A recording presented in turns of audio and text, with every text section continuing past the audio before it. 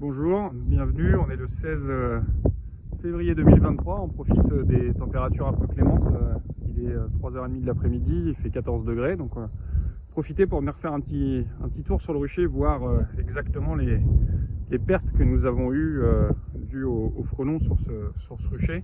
Donc on voit que les sangliers sont passés à travers l'hiver, là, ils se sont nourris, ils étaient contents, et on retrouve notre nid de frelon asiatique qui a été détruit l'année dernière, là, qui est au bout de mon doigt là-bas.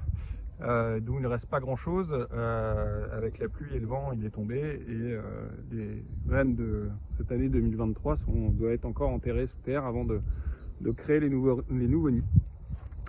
Donc voilà le rucher, on va commencer par les bonnes nouvelles. Alors il fait chaud et ce qui est pas mal, c'est qu'on a quand même quelques ruches qui ont passé l'hiver et qui ont survécu à cette attaque de l'année dernière.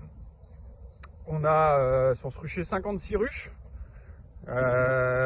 Donc toutes les ruches qui ont des toits dans le bon sens qui sont fermées, c'est des ruches qui sont encore vivantes, et toutes les ruches qui ont des toits à l'envers, c'est des ruches qui sont mortes. Donc sur les 56 ruches, il y en a 38 exactement de mortes,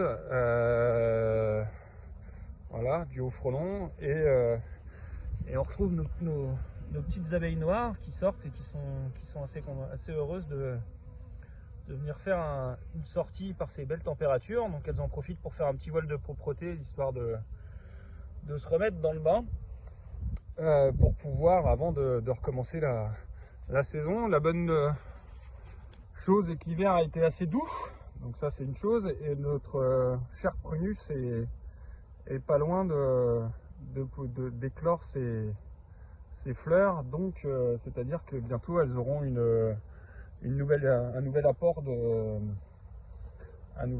nectar avec les prunus, et donc une rentrée de nectar pour pouvoir se nourrir, parce que là on est sur des températures où les reines recommencent à pondre. Certaines ruches, je suis en train d'en chercher une qui rentre du pollen,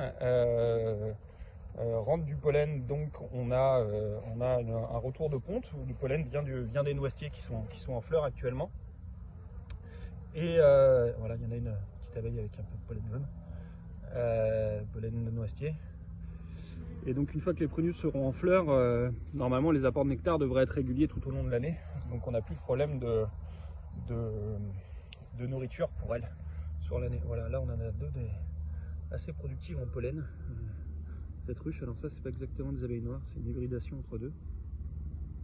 Mais elles sont assez en forme, donc ça c'est cool. Et là on a des belles noires là. Voilà, qui sont là. On a du pollen orange, on a des pollens de un peu toutes les couleurs là qui rentrent. Et donc, voilà, donc ça c'est pas mal. Donc en gros sur ce rucher, si on fait le bilan, on a à peu près on a 70% de pertes. Sur le rucher de Torigny, on est dans les mêmes eaux. Voilà, c'est les deux seuls que j'ai fait pour le moment. Demain, vendredi 17, je vais aller faire le rucher de Lagny et le rucher de Chanteloup. Alors en sachant que le rucher de Chanteloup a plutôt bien passé parce qu'il n'y avait pas de frelons, les nids ont été pris assez tôt.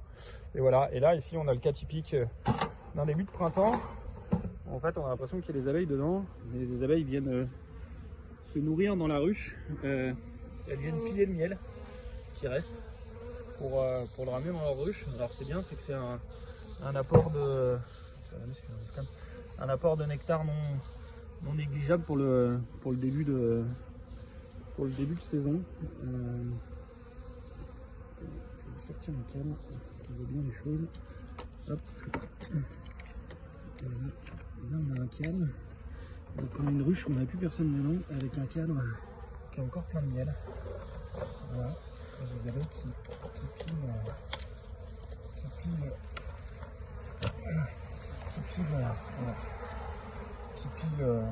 pillent la ruche. Donc au moins elles prennent ce qu'il y a encore de bon à manger. Voilà, et ben je vous dis à bientôt.